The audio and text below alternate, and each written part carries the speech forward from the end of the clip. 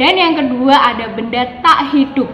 Nah, benda hidup itu adalah semua benda yang memiliki ciri-ciri kehidupan. Nah, di tema 1 kita sudah tahu ciri-ciri makhluk hidup itu memiliki kehidupan. Yang pertama bergerak, bernafas, tumbuh, berkembang biak, memerlukan makanan, peka terhadap rangsang. Nah, contohnya benda hidup itu berarti ada pada hewan, tumbuhan, dan manusia. Sudah paham ya benda hidup ya? Nah, selanjutnya kita ke benda tak hidup. Nah, namanya juga benda tak hidup. Pasti dia tidak memiliki ciri-ciri kehidupan.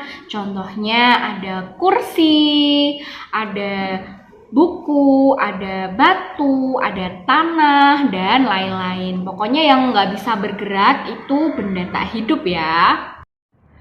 Nah, anak-anak sudah tahu benda hidup dan benda tak hidup. Nah, sekarang kita harus tahu nih cara membedakan mana sih yang dimaksud benda dan mana sih yang bukan benda, seperti itu ya. Nah, benda ini tentunya menempati ruang, terus memiliki massa dan juga memiliki wujud. Jadi benda itu benar-benar ada, memiliki massa, memiliki ruang, seperti itu ya anak-anak.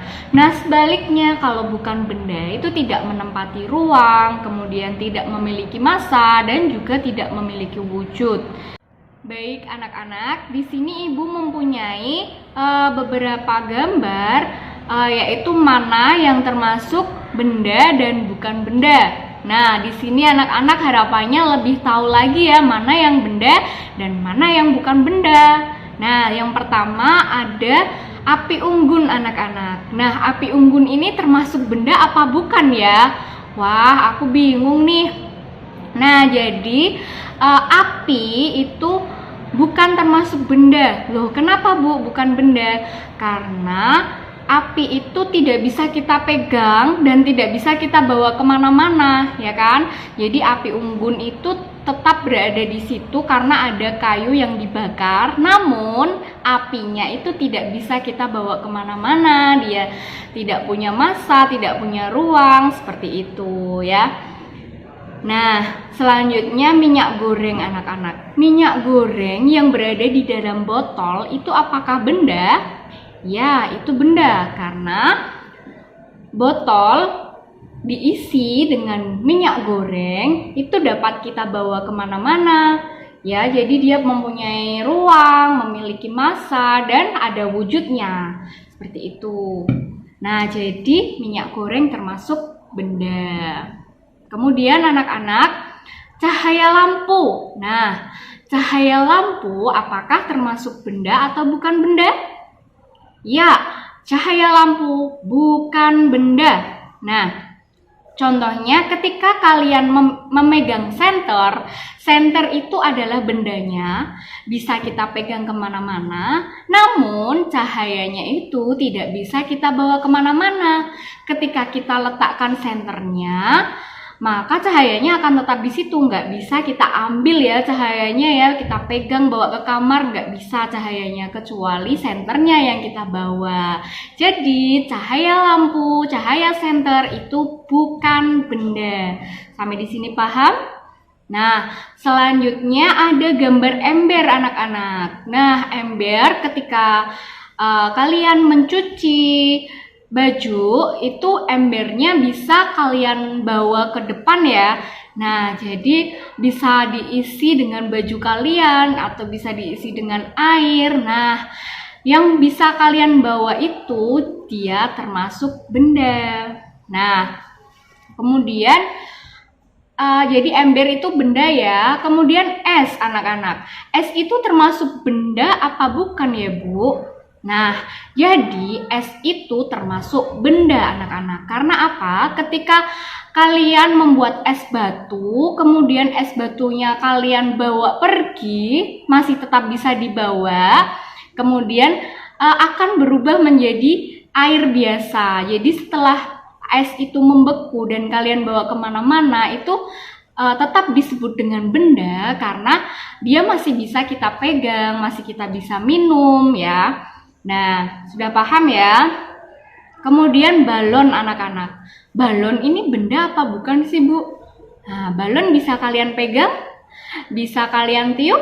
Bisa, berarti balon merupakan benda. Sampai sini paham ya? Ya. Kemudian selanjutnya ke suara. Suara ini termasuk benda apa bukan ya, Bu? Nah, suara itu bukan termasuk benda. Jadi, suara apakah bisa kita memegang musik? Suara yang keluar dari musik tidak bisa. Yang bisa adalah gambar di sampingnya itu ada radio. Jadi radio ini termasuk benda karena dia bisa kita bawa kemana-mana. Tapi suara yang ada di dalam radio itu tidak bisa kita pegang, tidak bisa kita bawa kemana-mana. Nah, berarti suara ini bukan benda, tapi radio ini benda karena dia bisa dibawa kemana-mana, ada wujudnya. Ya, dan yang terakhir anak-anak, gambar hewan apa? Ya, hewan kelinci. Siapa yang di rumah punya kelinci? Oke, nah jadi kelinci itu termasuk benda apa bukan? Iya, termasuk benda karena kelinci itu sudah pasti ada wujudnya. Dia bergerak dan dia makan, terus kita bisa bawa kemana-mana. Nah, kelinci ini termasuk benda hidup ya. Jadi yang tadi adalah benda tak hidup dan kelinci ini adalah benda hidup. Sampai di sini sudah paham? Baik. Nah, anak-anak, kita tadi sudah belajar mana yang dimaksud benda dan bukan benda. Nah, kita akan mengetahui sifat fisik benda. Nah, sifat fisik benda ini merupakan sifat-sifat yang bisa kita amati, kita ukur, kita rasakan secara langsung oleh panca indera. Panca indera itu bisa penglihatan, kemudian peraba. Nah, seperti itu ya. Kemudian sifat fisik benda itu dikelompokkan berdasarkan satu, ada warna benda, ini ada warnanya.